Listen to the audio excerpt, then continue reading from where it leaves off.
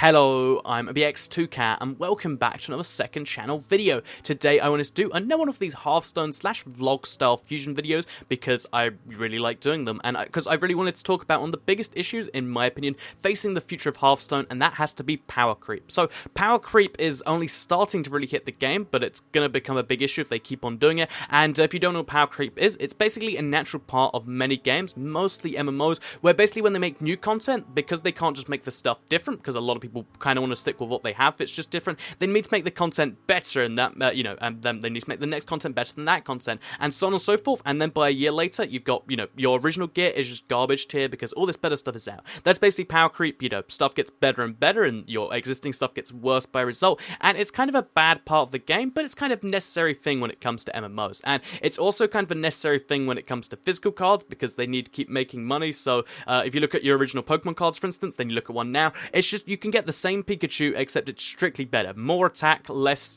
counters needed, and more health, just a strictly better card, and that's almost a natural part of the game. It's not something I like, but it's something that they kind of do. However, Hearthstone doesn't need to do this, but yeah, it still kind of is doing it. So let me kind of go through the whole story, because this used to start with just, start cards like, if you think about the Goldshire Footman, he's not a very good card, but yeah, the Warlock class has a reasonably okay version of him, which is the Voidwalker, and if you look at these two cards, the one on the right there, yeah, that's your right, is strictly, almost strictly better than the Goldshire Footman on the left. And, because he has one more health and the demon tag, which sometimes is bad, but in a lot of cases is arguably good, you might be like, oh yeah, but, the demon tag can be bad, and he's a class card. And that's entirely fair. Class cards are kind of allowed to be more powerful than regular cards, as long as they have a theoretical downside. That seems to be the case in a lot of places, so, a lot of warrior cards are better than default ones. Every class has better cards than default cards. That's something we can kind of accept then. That's not really power creep. That's just saying, if you don't have Warlock, then you have to play the Goldshire Footman. If you have Warlock, then you get a little buff to it. That's kind of nice, right?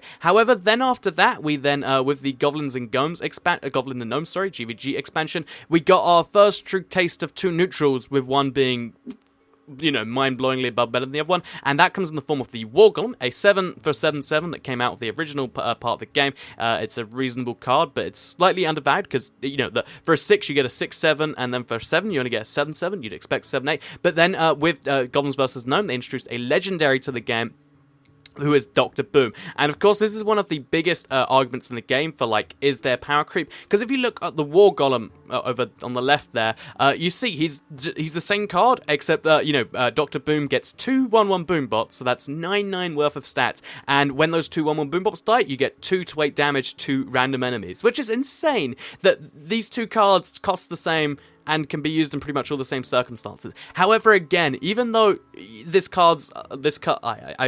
mirrored for me, but even though this card here, where my hand can't be seen, is, a lot better, and it realistically sees play in pretty much every deck over the War Golem, it still theoretically isn't better in every way. There are some situations where you need to use the War Golem, and the first one is because Dr. Boom is a legendary, so not only is he harder to get, that's not a real excuse in balancing, but there is only one of him allowed per deck. If you need 2 7/7 slots, you're going to have to use the War Golem for the other one. So I guess you can kind of argue it that way, but the other ways in which he's bad is that because he has a battle cry effect, it means that if you actually have, I think it's called Nebula Warlord or something, he's a 1/4 with the and he makes minions with Battle Cry cost 2 more. But even with that, even when Dr. Boom costs 9, he's still reasonably worth playing over the War Golem, because he still gets better value per mana. And, the one other card is Mind Control Tech. So there's 3 ways in which Dr. Boom is technically worse playing than, War Golem. And if those 3 reasons came up a lot, then, you could kind of see this happening. However, in the current meta, that's just, it's not a thing, and it probably won't be a thing for a while, but it's still something worth pointing out. The,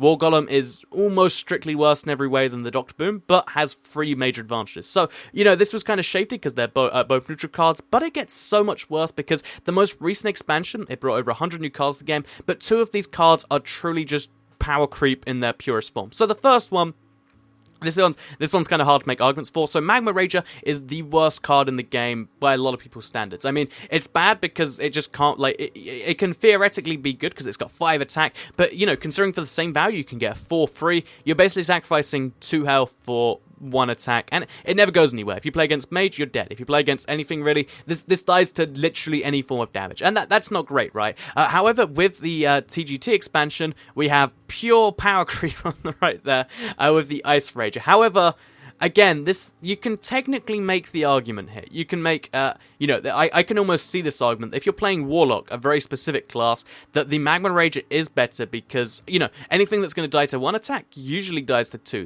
There's a lot of 1 damage things that won't kill at 2, but still, 2 health is basically Ice Rager doesn't see play because 2 health still isn't enough to make that card worth playing. But it's still worth mentioning that in theory, if you're playing Warlock, because you have there's the card that's deal 1 damage, draw a card. If you have this card in your deck and it might die, like if you're playing the risky game and you need a Magma Rager anyway, you can theoretically kill this card. It costs you 4 mana total to draw another card and maybe save the day. Whereas you can't kill the Ice Rager in 1 hit. So there's a few arguments like that. For instance, there's a lot of ways that you can theoretically make this, but this is power creep in its purest form. Except then they announced more cards and they got power creep in its even more purest form, in the form of one of the basic cards, which has been, very badly known as just being awful for the longest time. The Boot Bay Bodyguard. He's 5 for a 5/4 taunt. This is not only is this expensive for the stats, but this is like a bad distribution. If you have a taunt minion, you don't want him to only have 4. If this was 4/5, he might maybe be worth doing something with. But instead of just buffing this or something, we instead have again pure power creep. Same card. No synergy down there at the bottom, you see that? There's no, little tag on there that's worth anything. But then on the right, it just costs 1 less mana. And the only argument you can possibly make here, and this is the thinnest argument possible, is that because that also, this thing also introduced the Joust mechanic, where, you reveal minions in each deck, and if yours cost more, you win something, that you might want to have the Boot Bay Bodyguard if you really need a 5/4 taunt and you wanted to win Joust. But it's just such a thin argument, because even if that was the case, the number of Jousts you'd win because they have a 4 and you only had a 4 there, but now you have a 5, it's so minute that it still would barely be worth playing unless he's the only minion in your deck, in which case, that chance becomes reasonably something. But still, basically, the Evil Heckler is... I don't think there's any deck where Boot Bay Bodyguard's going to see play unless you don't have Evil Heckler, and that's the key point of this argument. Because they're making it all these... Okay, so Evil Heckler, for instance, you can see he's from TGT. Dr. Boom, for instance, he's a legendary. You think about... the Voidwalker's actually built the game, but then you think about the Ice Rager. Oh, he's in TGT again. You need to buy packs to get strictly better versions of cards. Also, I know Cookie's moving around in the background in case you're curious about that, but... The thing is, if you buy packs, you get strictly better cards, and this is bad. This sets the wrong tone, because it sends the message of, you start with these cards, oh, by the way, there's strictly better cards out there, so buy some packs. That's not the message you want to send to new players. Like, it's not even going to be good for you, because their chances of being able to buy packs goes down significantly. Maybe you attract more whales to the game that way, who are just like, I'll buy 1,000 packs, which is close to what I did, but hundreds of packs. But still, it's a bad thing. You don't want to do it. It's horrendous, and the fact that they're doing it's really bad. So the solution I suggest here, because they've clearly done it, these 2 cards do exist. You can't just remove the one on the right, you can't just remove the one on the left. What I suggest you do is just change these cards a little bit, make them have some viability, even if it's a straw man viability that isn't useful in the current meta, but theoretically could be. Give it something. So for instance, do you see these 2 cards here? Make the Boot Bay Bodyguard a 4/5 with taunt. That's it's still, kind of bad, but might be worth playing. Whereas now it's just, because then you can make because I think 4/5 is a better use of those stats. That's why the Evil Heckler is allowed to be what he is, because he's still not that great. Then if you think about stuff like the Ice Rager and the Magma Rager, make the Magma Rager have something. Just... I don't know what even it has to be. Just maybe it's 6 attack. Magma Rager's gonna be just as bad at 6 attack, 1 health, but at least there's a trade-off. There's not. Here's the card that's better on the right, and that's all I'm saying here. I think these cards where they're strictly worse than other cards. So I think if we pulled up the War Golem here, this card is strictly worse than that. But let's give it maybe keep it blank. Maybe make it an 8/7. Maybe make it. I know 7/8 they don't want to do because they feel that messes with the balance of the game. But maybe maybe make it 7/7 with something weird like if this is your 7th card, game +1/+1. Just give it something, or maybe even if you don't want to give it text, just try to do something here, because right now there are just cards that are bad, and there shouldn't be cards that are just bad and worse in every way. Because bad cards exist, but bad cards that will never be good. That Boot Bay Bodyguard will never ever see play if you have Evil Heckler. That's not good. That's just saying, new players, you suck. Buy cards or suck. because you suck. So yeah, that was my little rant on these cards here.